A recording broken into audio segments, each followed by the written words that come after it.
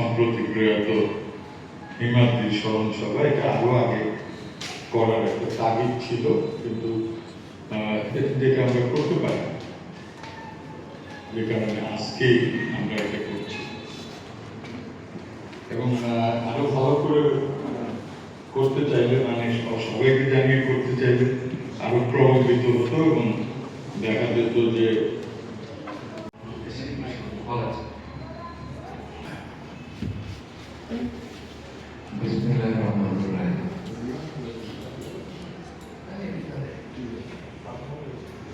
আজকের এই প্রিয় বন্ধুদের স্মৃতিচারণ স্মরণ সভায় আমাদের মাঝে উপস্থিত রয়েছেন 70 প্রজন্মের সদস্যবৃন্দ, অনুষ্ঠানের সঞ্চালক, সবাইকে আমার পক্ষ থেকে প্রশ্ন অভিনন্দন জানাচ্ছি, কৃতজ্ঞতা জানাচ্ছি। আমাদের এই যে দীর্ঘ সময় পথ চলা, সেটি যদি বিবেচনা করি, সূর্য যখন মধ্য গগনে ছিল জীবনের, সেই সময়ে বিকেল পার হয়ে গধূলি বেলা এসেছে। নিকষ কালো অন্ধকার রাত্রি নামতে খুব বেশি সময় আর বাকি নেই। সময় নির্ধারিত করার কোনো সুযোগ নেই, তাই সঙ্গত কারণেই হাসি ঠাট্টা যায় কিছু করি। কামরুল বলছিল যে একটা ছবি দিয়ে যে, অর্থাৎ মৃত্যুবরণ করলে ওখানে ছবি লাগিয়ে তার সম্পর্কে আলোচনা করতে। অনেকেই আমাদের ছেড়ে চলে গেছেন। আজকে শহীদের কথা আমি বিশেষভাবে বলতে চাই।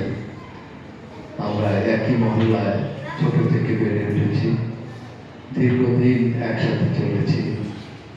স্কুলের সহপাঠী হিসেবে শুধু নয়, পাড়াগতভাবেও বন্ধু নারায়ণ বসাতে হয়ে এই ভাড়াধাম থেকে আমাদের দিন বিদায় নিতে হবে। আমি আমার 3 বন্ধুর আত্মার শান্তি কামনা করছি, মাগফিরাত কামনা করছি এবং 70 সহযাত্রী প্রজন্ম যারা রয়েছে, আমাদের প্রজন্ম 70, তাদের প্রতি বিশেষভাবে এই পর্যায়ে আমি বিনীত অনুরোধ করবো আমাদের কামরুজ্জামান চাচাকে আমাদের উদ্দেশ্যে কিছু বলা উচিত। বিসমিল্লাহির রহমানির রহিম। আসসালামু আলাইকুম।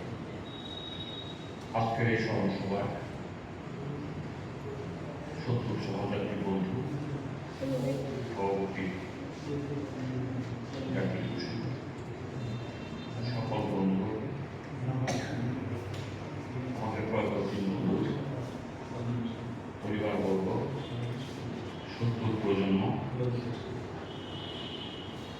সবাইকে আজকে উপস্থিত হওয়ার জন্য আমি সবাইকে, বিশেষ করে বন্ধুবর্গ এবং 70 প্রজন্মকে ধন্যবাদ জানাই। কারণ দীর্ঘদিন আমাদের একটা গ্যাপ হয়ে গেছে। আমরা পঞ্চবর্ষ অনুষ্ঠান করার বেলায় করতে পারিনি। সেখানে আমার কিছুটা গাফিলতি আছে, আমার গাফিলতি থেকে হয়তো বসা সম্ভব হয়নি। গত শুক্রবারে আমরা বসেছিলাম, আমরা বসে 3 বন্ধুর স্মরণ সভা করার জন্য আমরা প্রস্তুতি গ্রহণ করি এবং আমাদের সভাপতি বন্ধু জাকির সাথে আমরা আগামী শুক্রবার করব। তো আজকে আমরা করছি, আমাদের দিন দিন আমরা মৃত্যু অনিবার্য। ওই দিন আমাকে খবর দিয়েছে যে দেখলাম যে ওর স্মৃতি শক্তি একদম হারিয়ে গেছে, ব্রেন হ্যামারেজ করে উল্টাপাল্টা খবরটা বলছে। ওর ওয়াইফের সঙ্গে কথা বললাম, আমার ছেলের সঙ্গে কথা বললাম, তারা 1 মাস পরে হিমাদ্রি এক্সপায়ার করল।